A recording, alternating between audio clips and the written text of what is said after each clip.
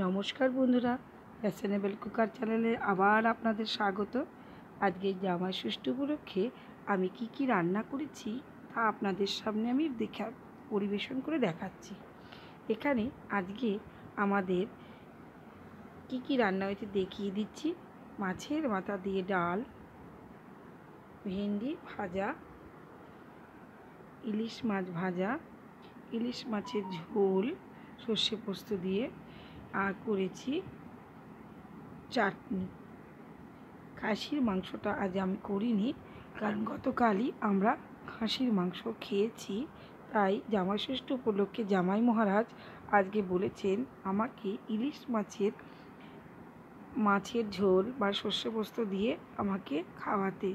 তাই আমি তার জন্যে আজকে আমি ইলিশ মাছ ভাজা, ইলিশ মাছের সর্ষে পোস্ত দিয়ে ঝোল আর মাছের মাথা দিয়ে ডাল, কাতলা মাছের মাথা দিয়ে ডাল করেছি। ভিডিওটি যদি আপনাদের ভালো লাগে অবশ্যই লাইক সাবস্ক্রাইব করে বেল আইকনটি টিপে দেবেন। বাই বাই বন্ধু, আবার ফিরে আসবো অন্য কোনো ভিডিও নিয়ে।